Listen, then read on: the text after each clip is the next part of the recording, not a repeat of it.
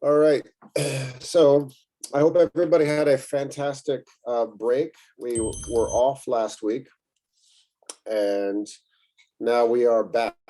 So I know for a lot of people, that's been a week without speaking any English at all. So we'll pick up where we left off, ease into things, and I'll go over everything that we're doing for the rest of the semester because we're almost finished. So here we are. First thing we're going to do is, First thing we're going to do is do the listening exercise with the Jennifer Goldbeck lecture. Now that is the lecture relating to chapter 4 in our textbook. I haven't assigned any material from that chapter yet because we've got some other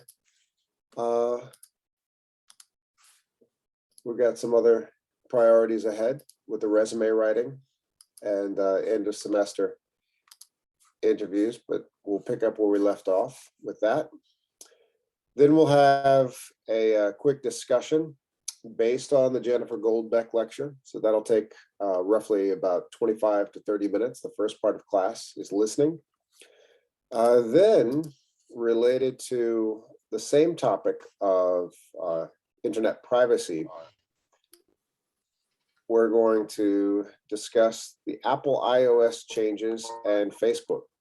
So these two companies are big competitors that are working against each other these days. So that'll be a good discussion. So that should take up the first hour of class. Then we're going to take a break. And I think I hear can everybody mute themselves, please? I hear an echo.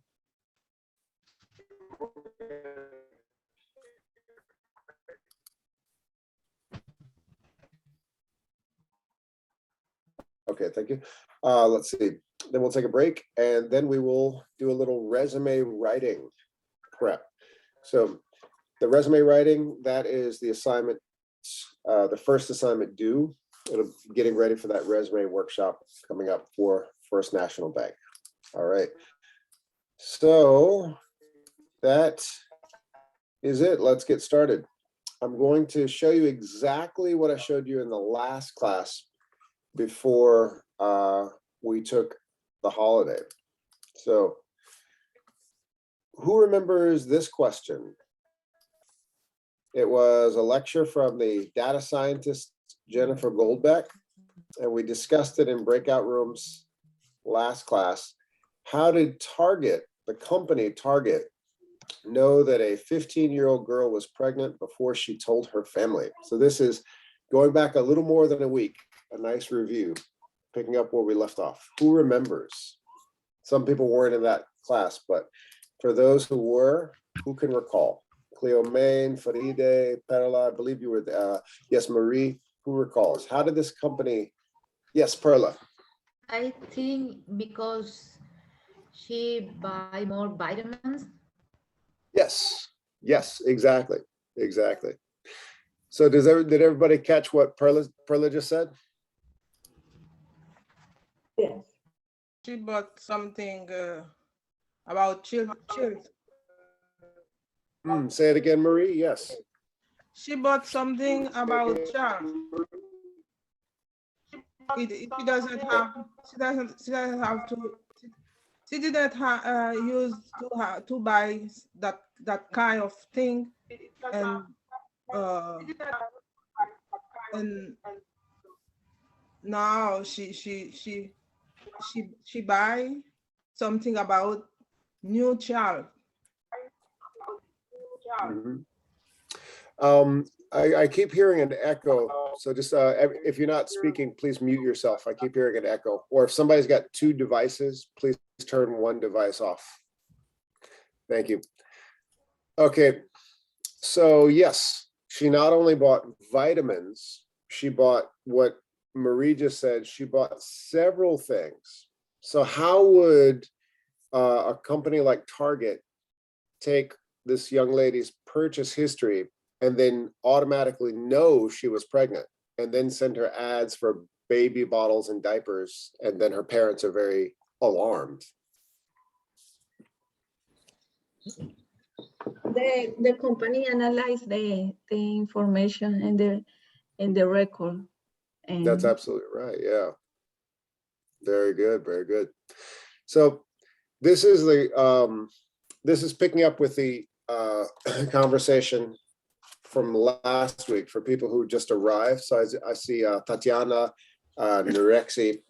Last week we started looking at chapter 4, which is right here. We read the first article in this chapter. We're not using this textbook today. We'll use some of this on Wednesday, but essentially this chapter was about some of the earlier days of social media in the mid to late 2000s. So we started reading about it. We did in the last class, did a little history of the early days of the internet.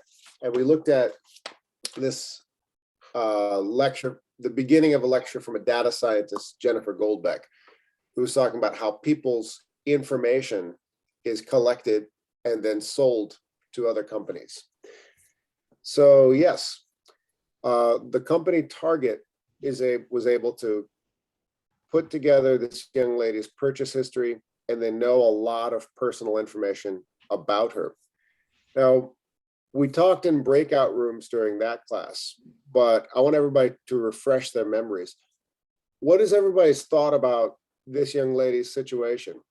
Do you think that is an invasion of her privacy or no?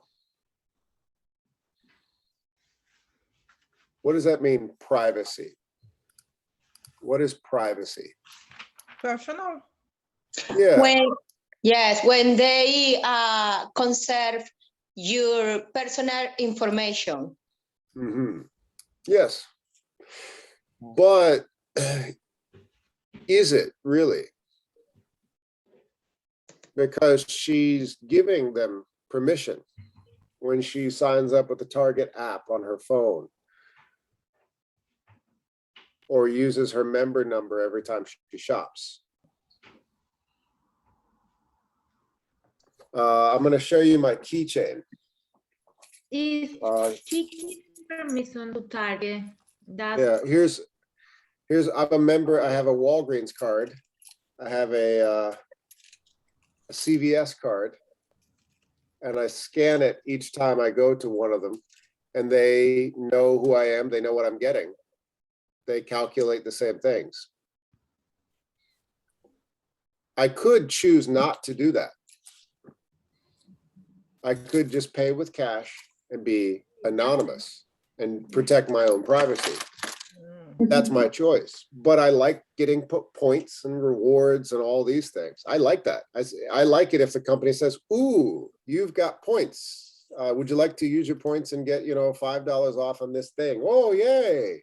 So Yeah. that's why I'm following. Yeah. It's an exchange. I mean, I'm letting them know my purchase history in exchange for whatever it is that they say they're going to give me. I don't know. So my question is, for this young lady who has given her purchase information to Target, that was really embarrassing that she had to talk to her parents about being pregnant at 15, but she gave the company her information. So whose fault is it? her, because she is allowed when you download the app, they asking for you is you want to accept or no. Is she accept, put her information, that's her not Target. I think so. Okay, so the responsibility should be on individuals. If we don't want to share our information, we should say, you know what, I'm not going to share my information. No, thank you. Yeah, because every time asking to you, it's the same with the application with the Google Maps. As you want to track, every time you want to track, you can say no or yes. I'm so glad you mentioned that. Perla, I'm going to slide out of the way because I want everyone to tell me what is my background that I've chosen for class today. You can tell me what that is. Have you seen that before? Permission. Yeah, permission for what? To share. Your activities across other companies, apps, and websites.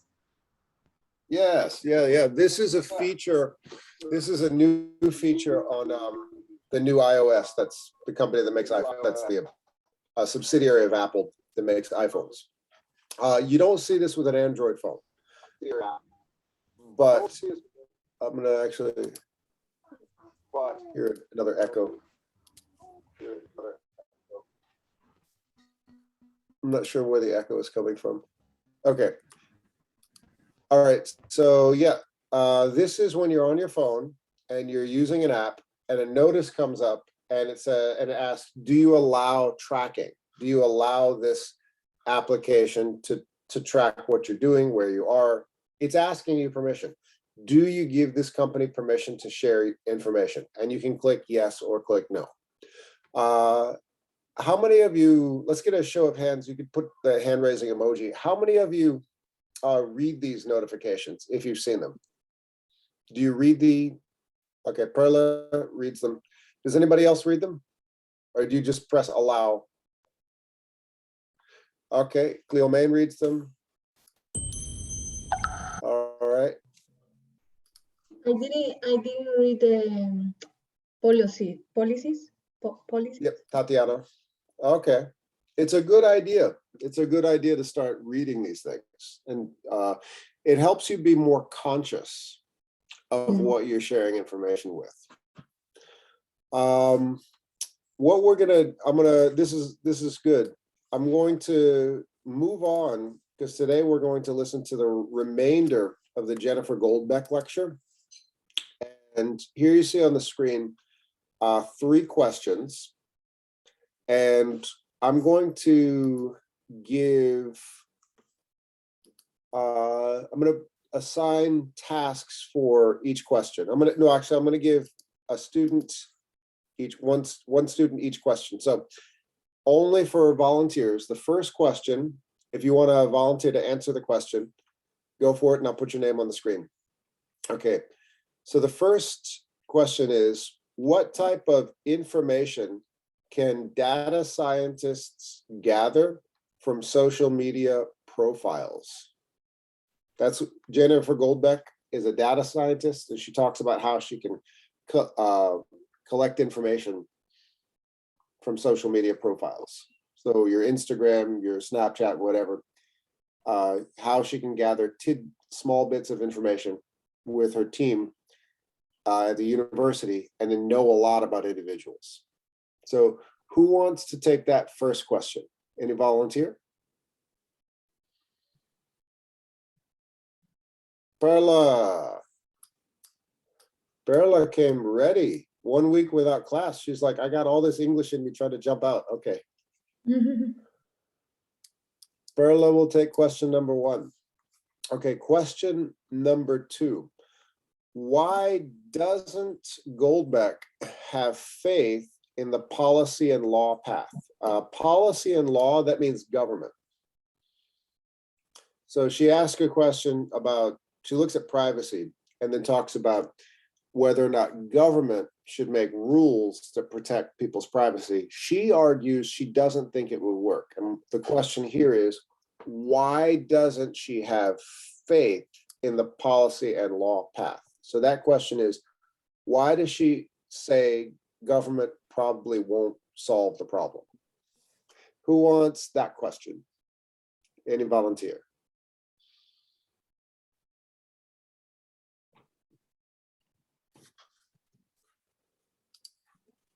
Okay, Tatiana, lovely.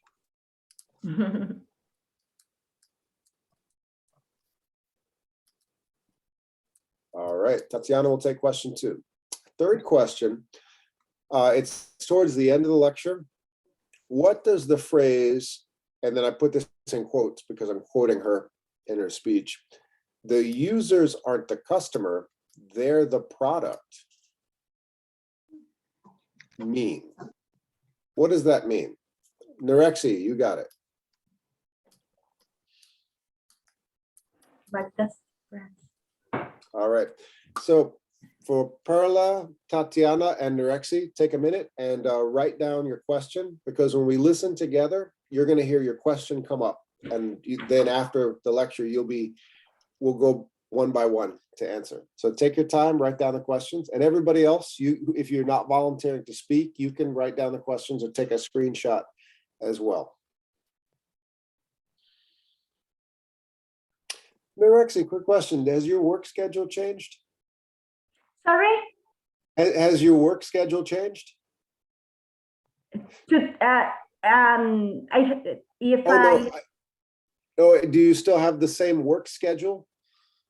Are you still working in the mornings? yes, I have to work, but I talked with my boss about the enter 12, no 11, so I can stay more time.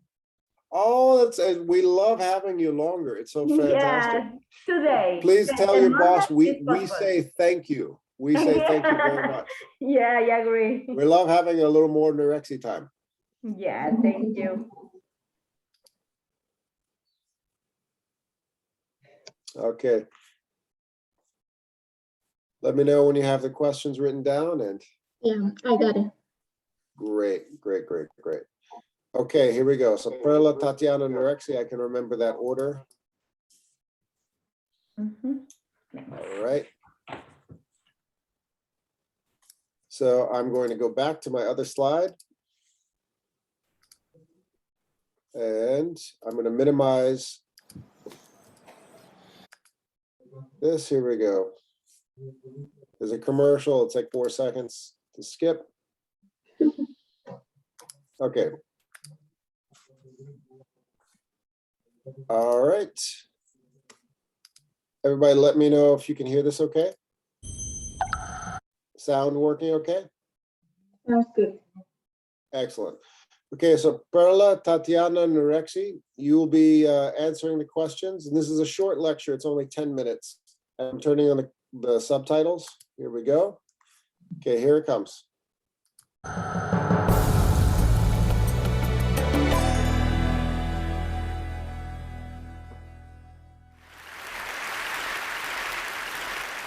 If you remember that first decade of the web, it was really a static place. You could go online, you could look at pages, and they were put up either by organizations who had teams to do it, or by individuals who were really tech savvy for the time.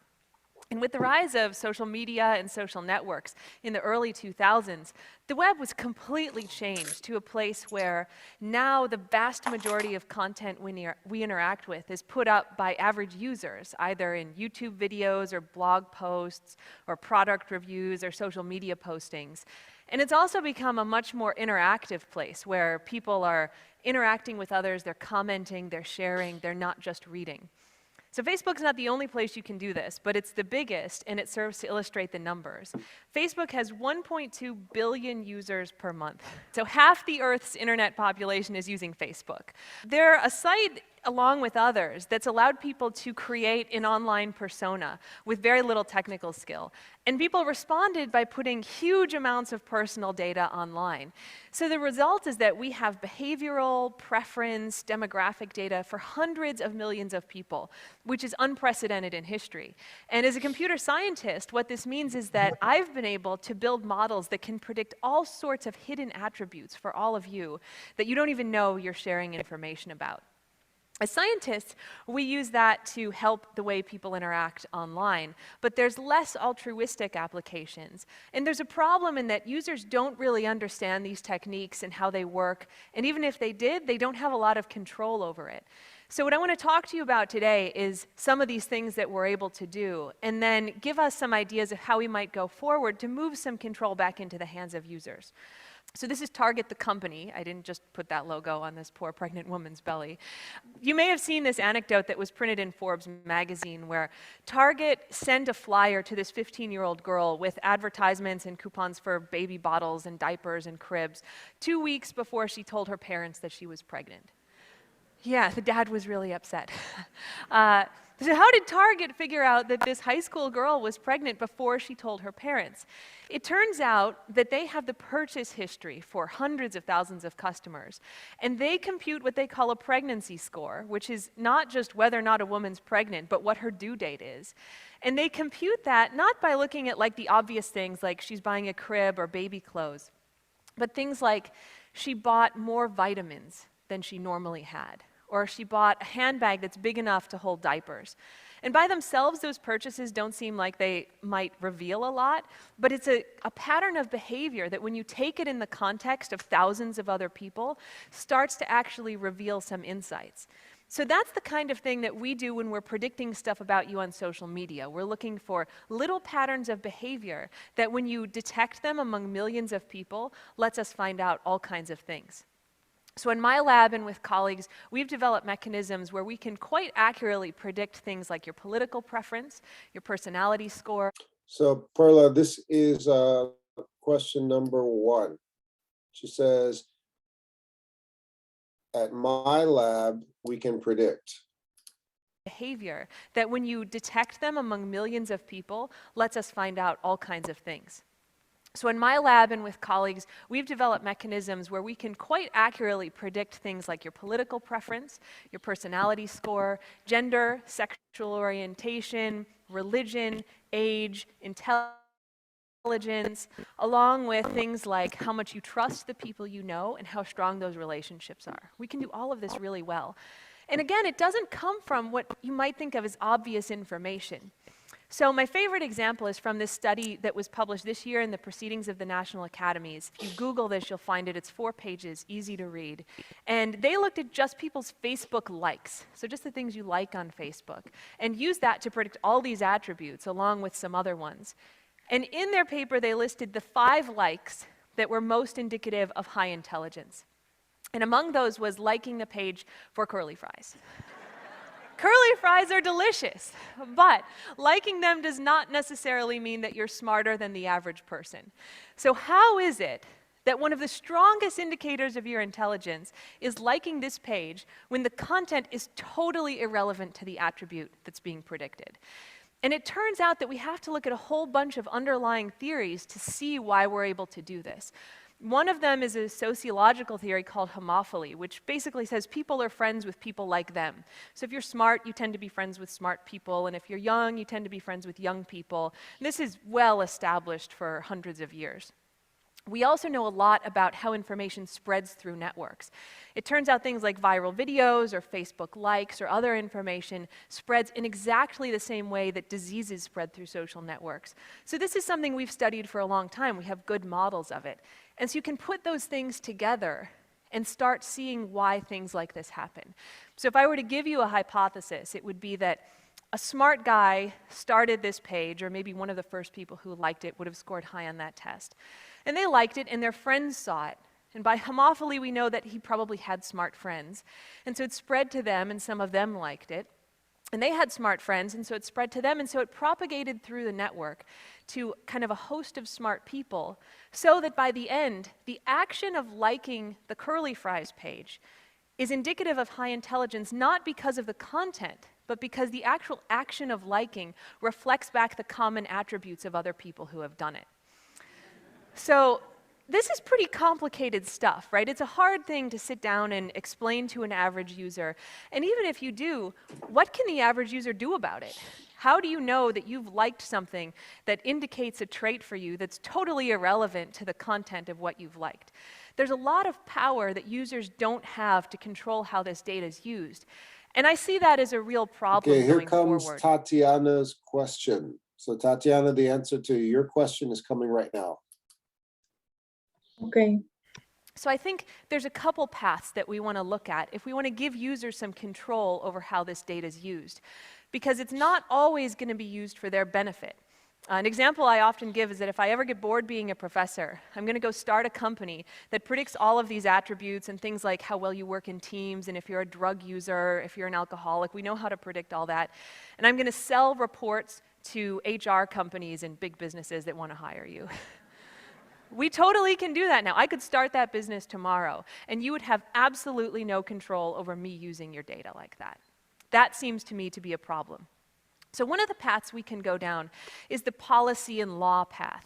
And in some respects, I think that that would be most effective, but the problem is we'd actually have to do So it. she talks a little fast. I'm gonna slow it down here. She says, one of the paths we can go down is the policy and law path. What does she say about that? Is the policy and law path. And in some respects, I think that that would be most effective, but the problem is we'd actually have to do it. Observing our political process in action makes me think it's highly unlikely that we're going to get a bunch of representatives to sit down, learn about this, and then enact sweeping changes to intellectual property law in the US so users control their data. We could go the policy route where social media companies say, you know what, you own your data, you have total control over how it's used. I'll actually play that one more time. There he goes.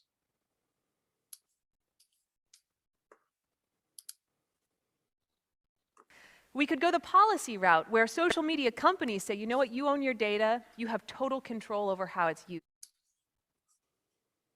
Learn about this. Observing our political process in action makes me think it's highly unlikely that we're going to get a bunch of representatives to sit down, learn about this, and then enact sweeping changes to intellectual property law in the US so users control their data. We could go the policy route where social media companies say, you know what, you own your data, you have total control over how it's used. The problem is that the revenue models for most social media companies rely on sharing or exploiting users' data in some way. It's sometimes said of Facebook that the users aren't the customer, they're the product. And that was fast. Nurexi, there's your question. So what does she mean by this? It's sometimes said of Facebook that the users aren't the customer, they're the product. And so how do you get a company to cede control of their main asset back to the users? It's possible, but I don't think it's something that we're going to see change quickly. So I think the other path that we can go down that's going to be more effective is one of more science. It's doing science that allowed us to develop all these mechanisms for computing this personal data in the first place.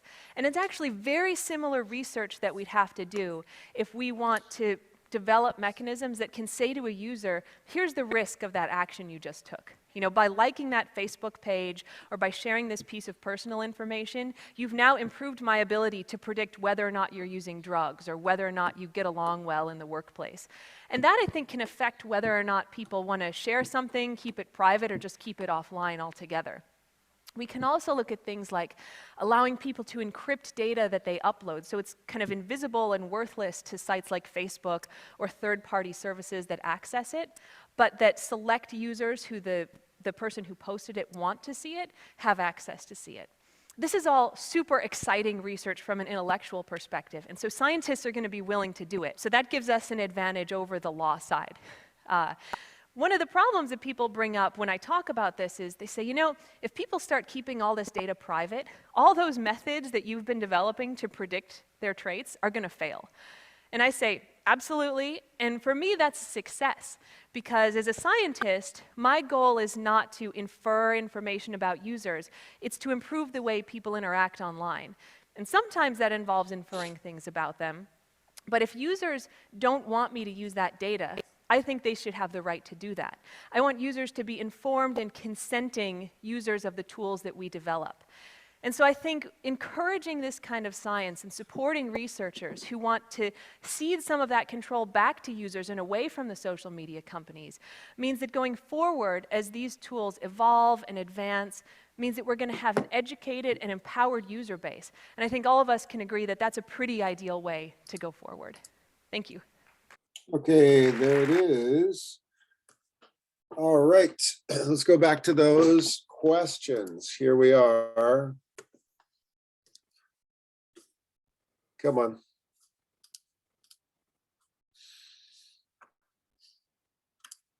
There it is. Okay. All right, so starting with Carla. What type of information can data scientists gather from social media profiles? Okay. Scientists take a lot of information about us, demographic, behaviors, There is two the partners of behavior for the test. Millions of people, they can detect in like political preference, Mhm, discourage, gender, sexual mhm. orientation, religion, age, Yes, intelligence, how much you trust in the people you know, how strong is the relationship. They take everything. excellent, excellent. Now, I'm going to expand on something here. There's a vocabulary word that I should have given you, but I didn't. Did anybody notice this word in the subtitles?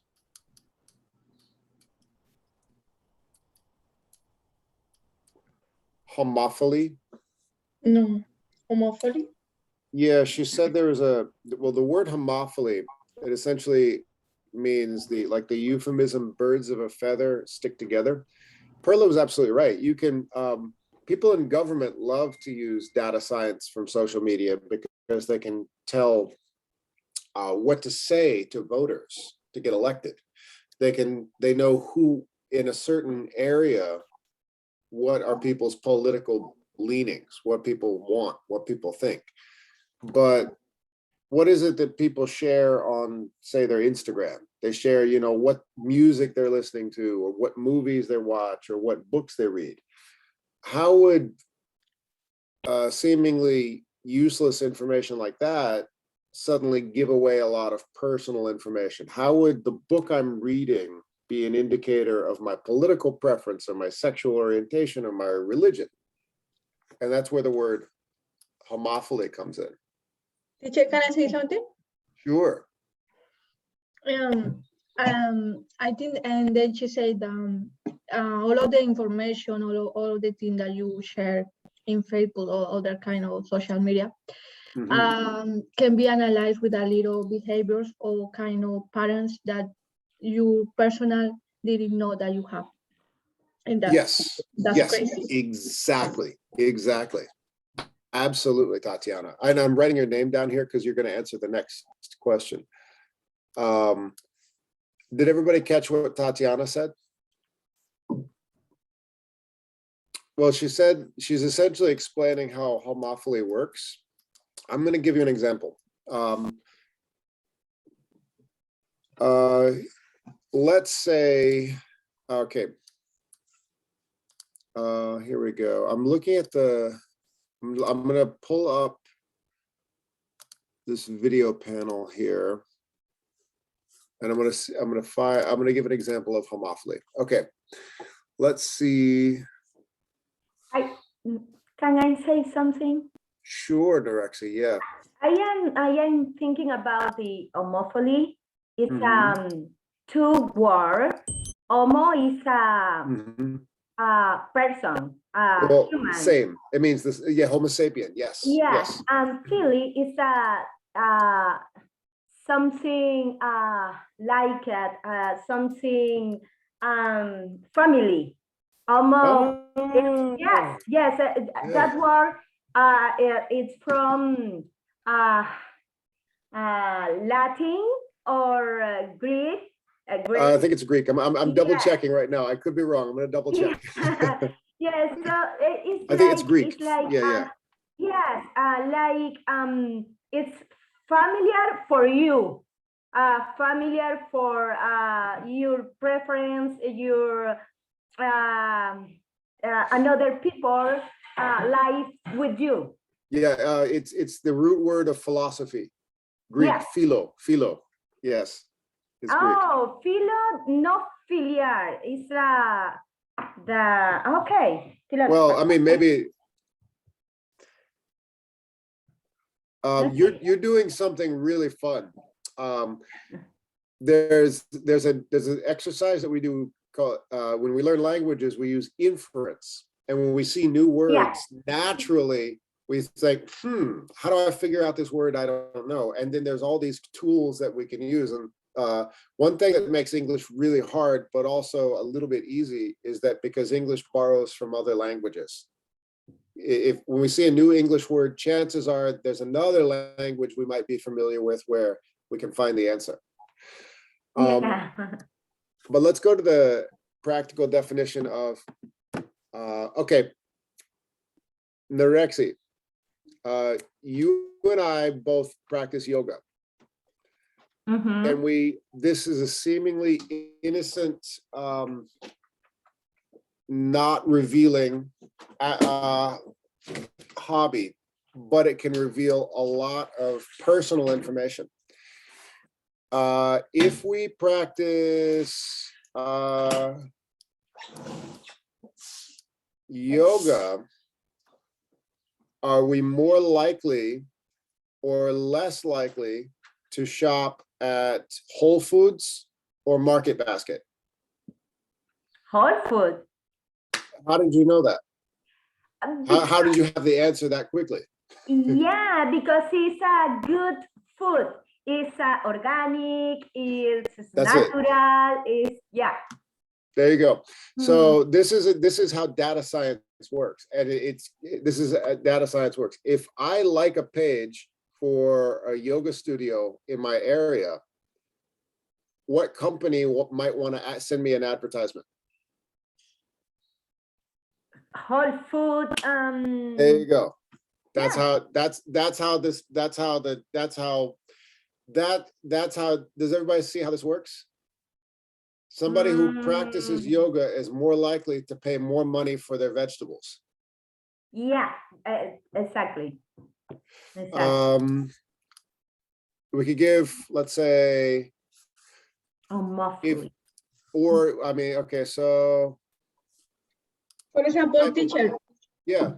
for example, if you have a baby or you are father or mother, Yeah. you're likely to share things that or to see things about baby. That's different if you're single, if you don't have any baby. Yes. So it's kind of, or you share what you like and also what identify you as a person. Exactly. So if you go shopping at Carter's, we know you have kids. So that puts you in a group of people, and companies will send you ads for products.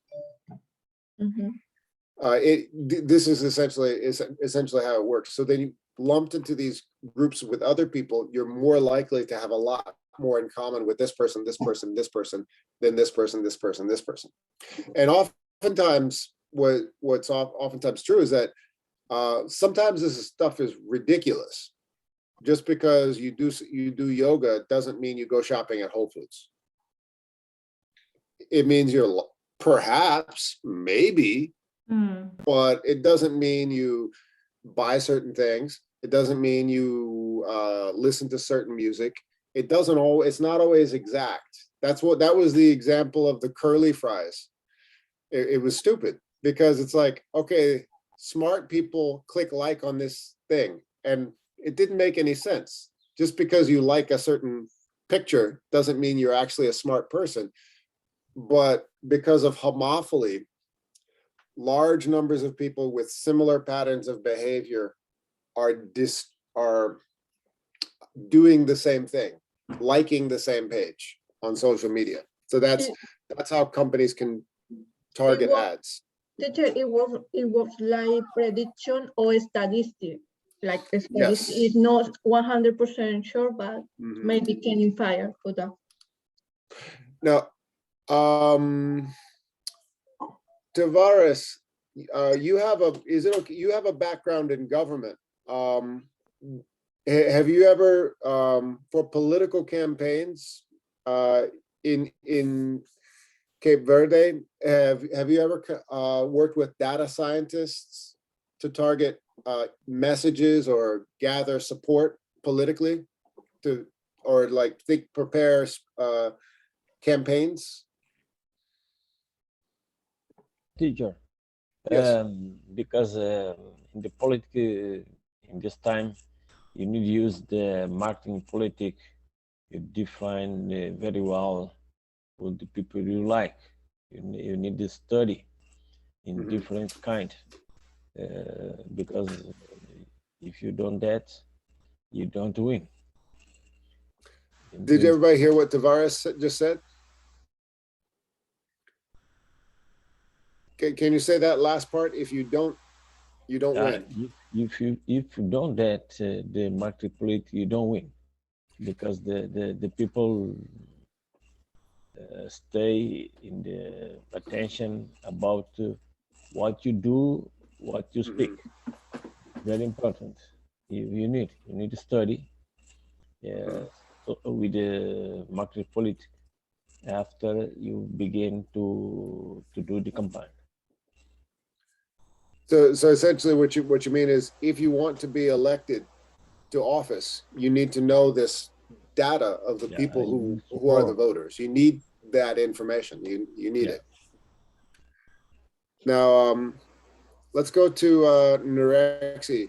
Your question is, what does the phrase "the users aren't the customer, they're the product" mean? What does that mean? I try. Oh, I'll just underline these two words. I think you basically have already said it already. The customer. Users are not the customer, they're the product. What does that mean? Yeah. Talk about Facebook is a reference. Facebook has person. So we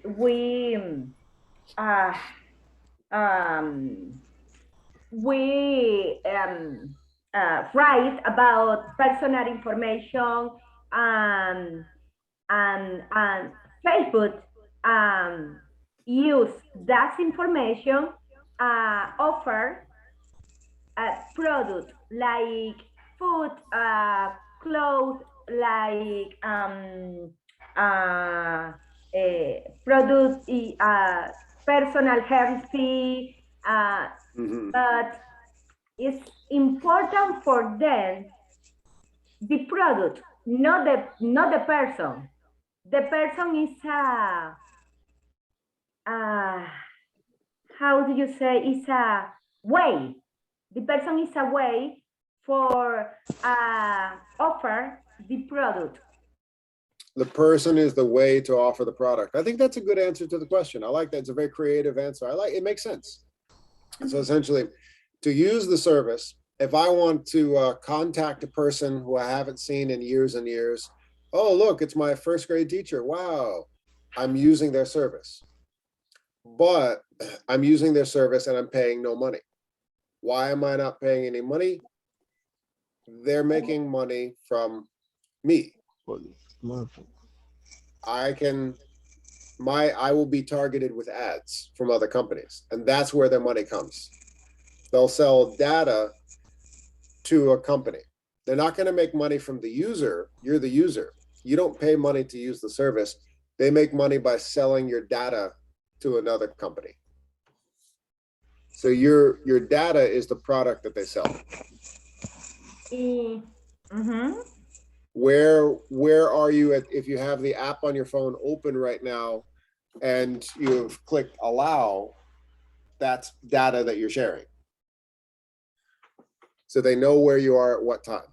So if you walk by a Dunkin' Donuts and you see a pop-up on your phone says Dunkin' Donuts, that's how they make money. They're selling your data to other companies. In other way, we are the target, and our information is the merchant of Facebook. Correct. Absolutely. Now, there's a couple of things about this particular lecture that are dated. But I mean dated, meaning a little bit old. This is about 8 years old. Most people who are, say, under 40 don't use Facebook anymore. They use companies that Facebook owns, like WhatsApp or Instagram.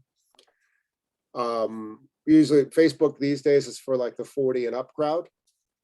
And say 19-year-olds generally don't open a Facebook account these days. They'll have an Instagram or a WhatsApp. But essentially the business model is essentially the same.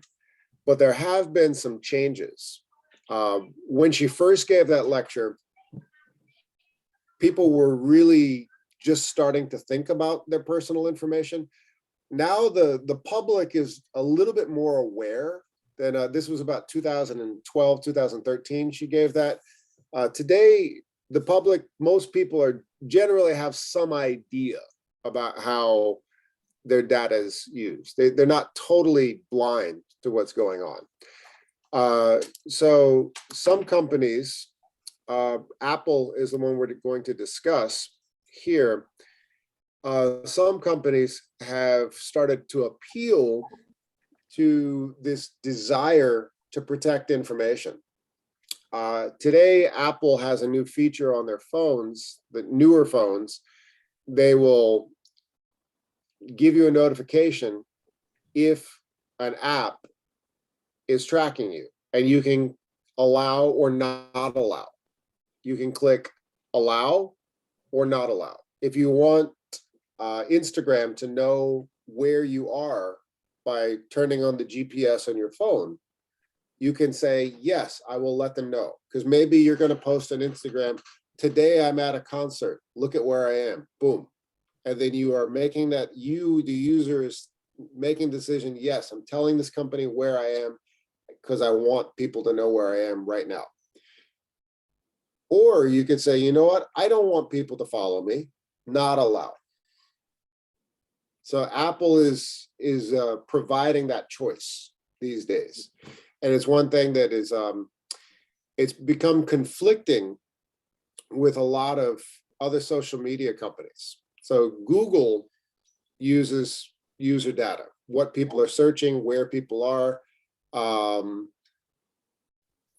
Facebook has used this as their business model for a long time. But because more people are using their phones throughout the day, they're not sitting in front of a big screen like this all day.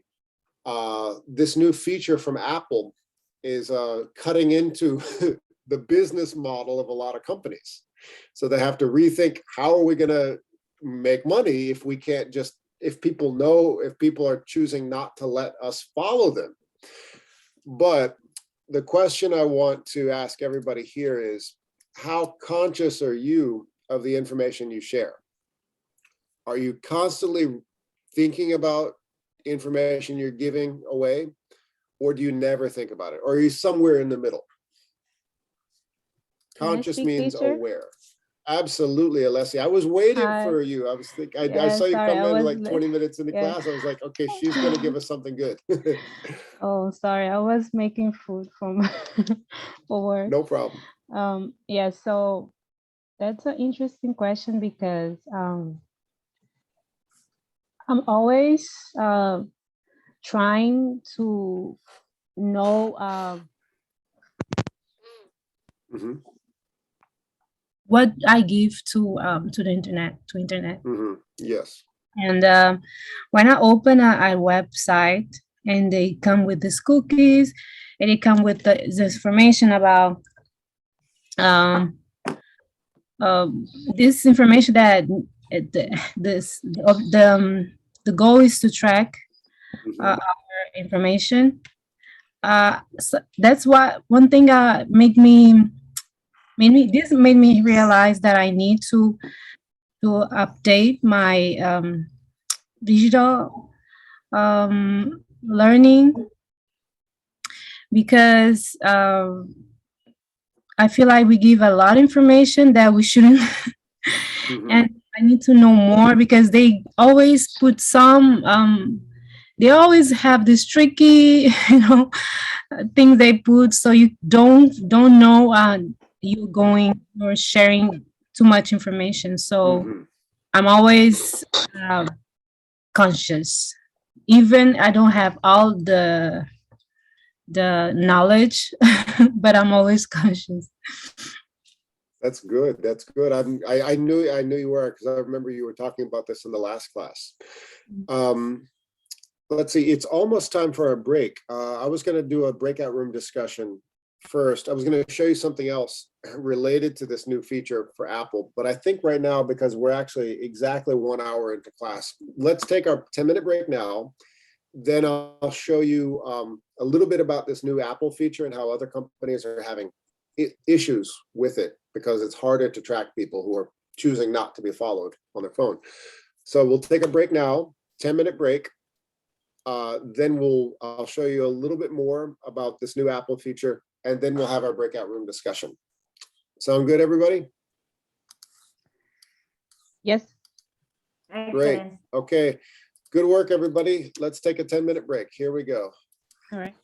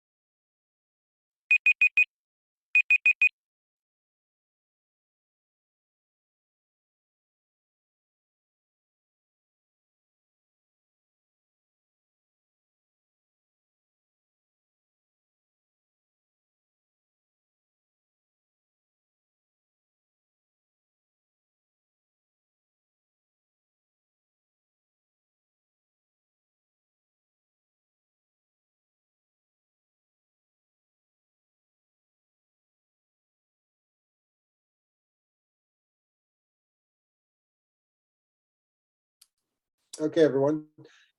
We are back. We are back. I'll turn on the video panel here. Just let me see. I see some faces. Good, good, good. Just give me a hand up emoji if you have returned.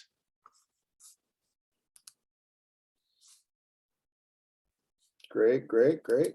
Okay.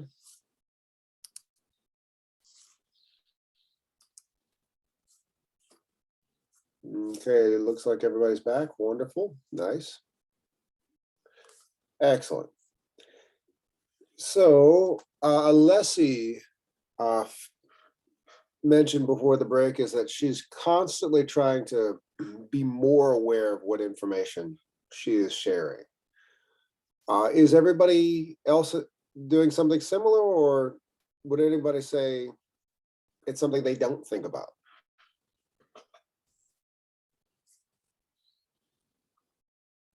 Repeat again, please. My question is, I mentioned Alessi's comment before the break. She said that she's constantly thinking about it, so it's a concern for her. I'm wondering if anyone is on the opposite end of that question. Is anyone not thinking about it? There's enough to worry about in your daily life besides what you might be sharing on the internet. Is anyone in the other end saying, you know what, it's not a big deal, it's not something I am constantly thinking about? For me, it's like I know that I was sharing my information, but I didn't know how deeply is the matter. You know, how they can analyze and they know things that I didn't know about me. Okay, so you're saying you knew you're sharing information, but you didn't know exactly how valuable it is or how it's used. Yeah, our information is quite valuable. This time is normal. Keep connected with everybody in the world. Yes. So look normal. You share something information about you. So when we receive app or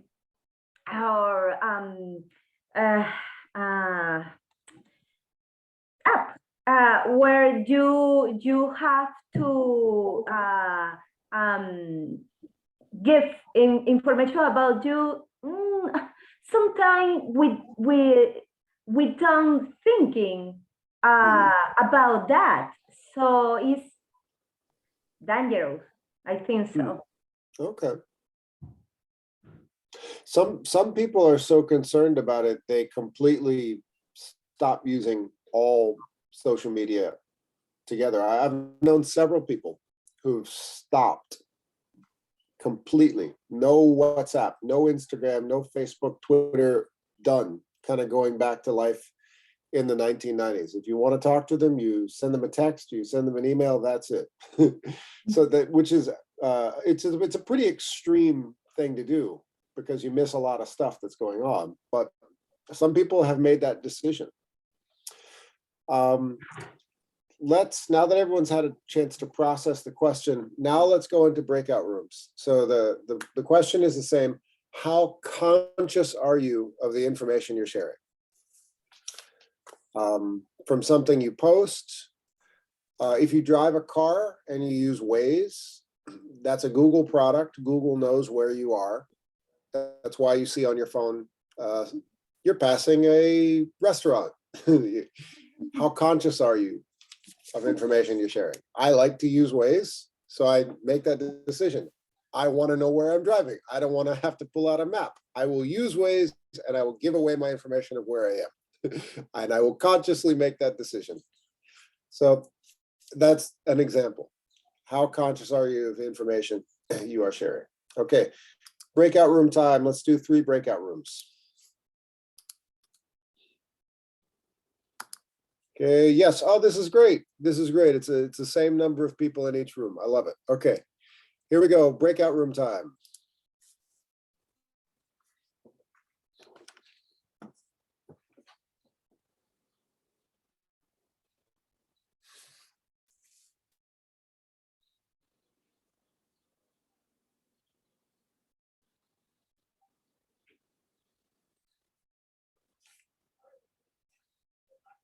Hey, Alessi.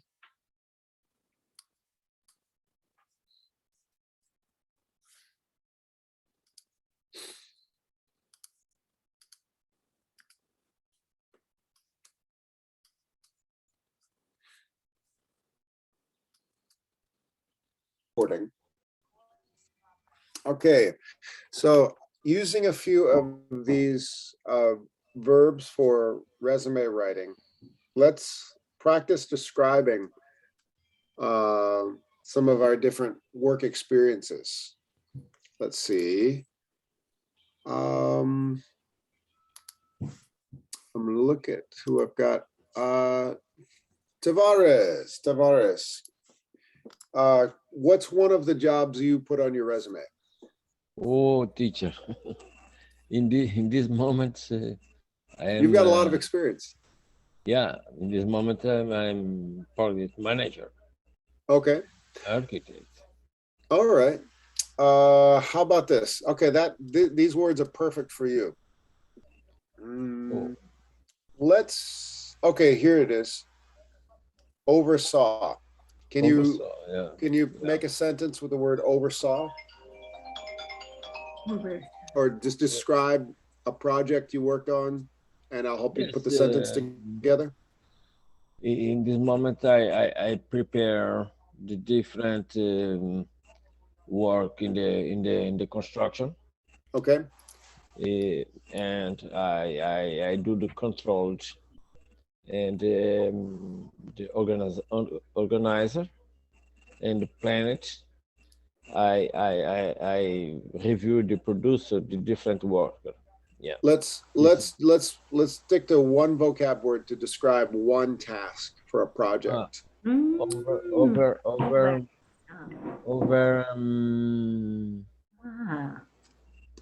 I think is oversaw. Sure. Yes.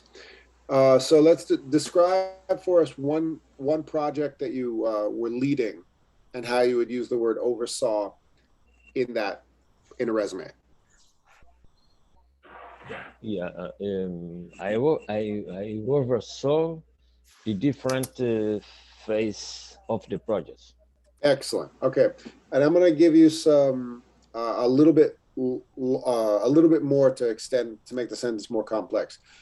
Oversaw each phase of the construction project. What type of building was this? Residential building. Excellent. Okay. Oversaw each phase of a residential building construction. Yeah. Sure.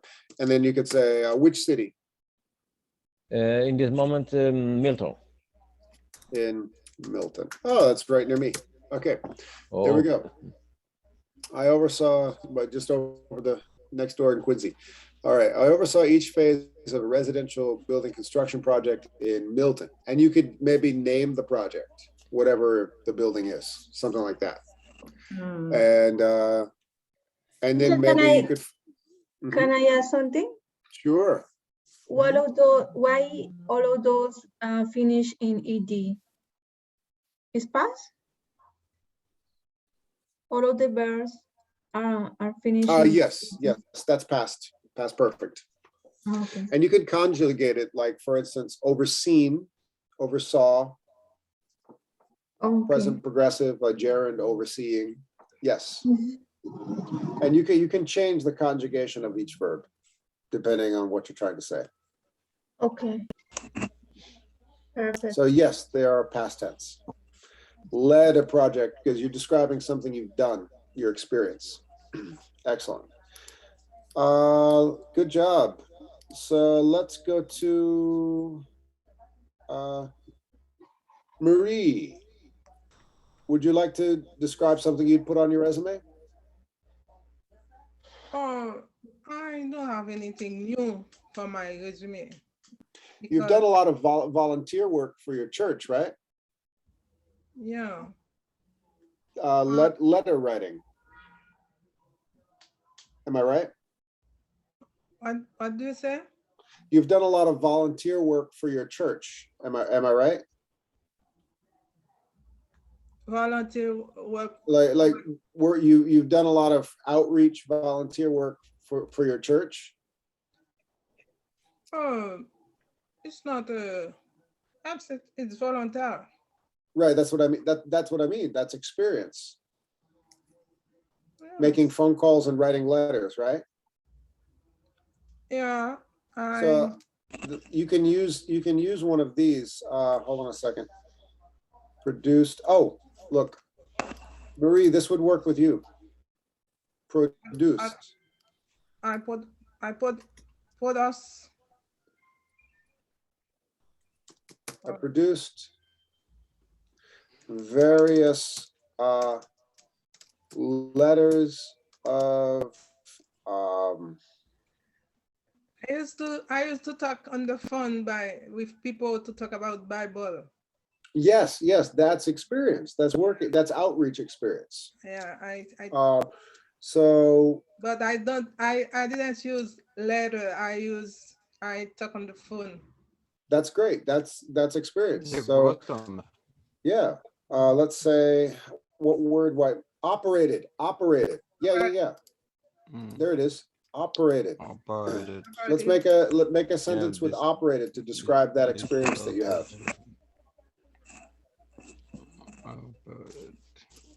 I operated a good conversations. Sure. Yeah, numerous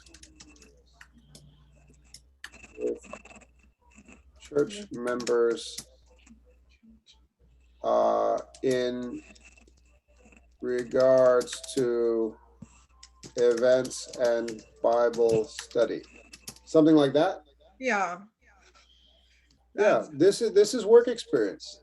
Yes. Don't discount it. This is valuable experience. Companies like, oh yeah, okay, we can use that. Sure. Let's see. Let's get one more. Alessi, are you able to talk right now? Yes, I am, teacher. All right. What type of what does your resume look like these days? To be honest, teacher, since the last workshop, I didn't update my resume. So, no problem. And sorry, I didn't get the question. No, it's okay. Well, what's some experience you have on your resume that you've put on before, or something new since in the last year that you'd like to add?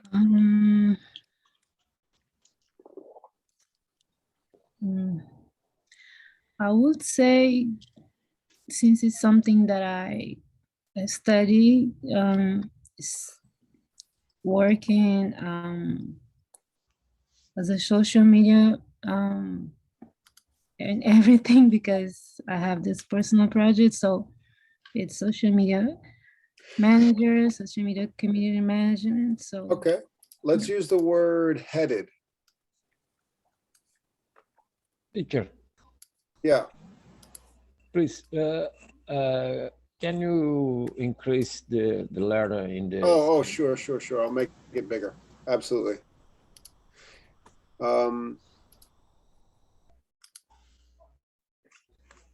Thank you, teacher. Oh, you're most welcome. Okay, so I'll get rid of my, there we are. Okay. You could use the word coordinated, headed, orchestrated.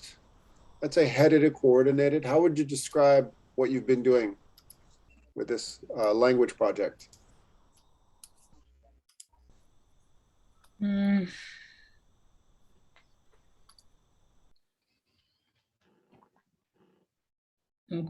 Sorry, I just got. It's okay. No problem. I coordinated. Let me see.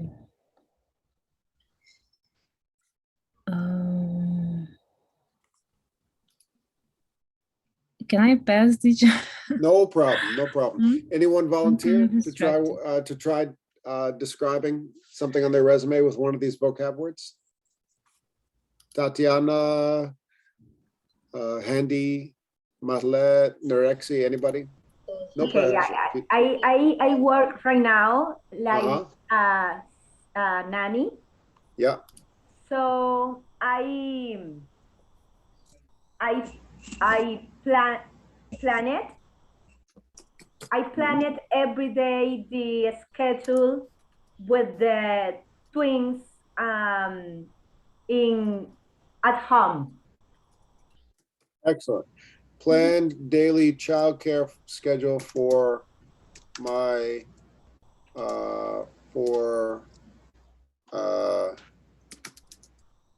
daily schedule for children under my care. Perfect. Yeah. Excellent. Nice And work. Tatika, is experience in the United States or in my country? Oh, well, this is an international community. So I assume that everybody is bringing a variety of experiences from overseas. Okay. So absolutely, absolutely. Throw it in there. I execute audit programs for the companies. Beautiful. Is this accounting work? Yeah, accountant. I'm an accountant, probably from Colombia. Okay, very nice, very nice. Yes, excellent. That's very valuable. Are you going to study to do the CPA? To be honest, I don't know if I want to continue or to do another kind of profession. All right, no problem, no problem. So, but definitely update your resume, and that's it. Do we have any questions with this? So this assignment for Wednesday, everybody, update their CV, even if it's like, for instance, Alessi, even if you just add the CV and maybe change one or two words, just attach something. Any questions? Yeah. Yes, I have. Sure. We can work using the last resume. Sure, resume. Yeah, you can use your that's what it means, update. Don't start from the beginning. Okay. Yeah. Don't start from the beginning. Take the old one and make changes. So what have you done since the last time you updated your resume? Absolutely. That I have one question. I didn't know when you, for example, apply for our kind of job, you just put the reference and the information that are talking about this kind in a specific job, or you just use your whole information. It doesn't matter if the information is not about your or the job that you are applying. That's a great question. You would want to put relevant experience. More experience is better than no experience, but if you have a lot of experience that's not necessarily relevant to the job you're applying for, you don't have to put every single thing you've ever done on a resume. Okay, just the information that is important for the job. Yeah, and you can have more than one resume, because a lot of people have more than one career. Oh, that's true. Okay. For example, there are people that used to work in the morning one job and the afternoon on other job, different, totally different. Absolutely. Oh, absolutely. Okay. I mean, I've done other work besides education. So if I have a writing resume, I have a education resume, I have that sort of thing. Oh, okay. Thank you. You are most welcome. Yep. And so if nobody has any questions for that, I think I'll give everybody some time to finish. I have a question, teacher. Yes, Marie. If you don't have anything new, can you update the CV or resume? If You not do have something new. You have been attending classes with us. But I was with you before. But did you update it for 2022? No, not yet. There you go. That's something to change. Yeah. The date. Yeah, the dates. Dates. Yeah, that's something to update. Absolutely. Mhm. Yeah, just adjust the dates. If you haven't changed jobs, just make sure it's up to date. Make sure if it says 2020, 2021, update it to 2022.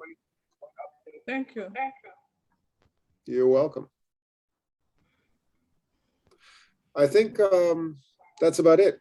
So yeah, just wanted to go over that. And we're pretty much at the end. Does anybody have any questions about updating the resumes? No. Then I think we're good. We're okay. And you're welcome. So yes, here are the 3 assignments coming up. First is the resume. Second is the end of semester evaluation. And then next week, page 89 vocabulary. So that's it. That's plenty for you to, plenty to keep you busy. And our next Zoom class will be Wednesday morning. All right, if there's no questions, I think we can wrap things up here. All right. Have a wonderful day, everybody. You Thank as you, well. teacher. You Have a good are. day, guys. Take Bye. care. You too. Okay, Take care. everyone. Bye-bye. Bye. Bye-bye.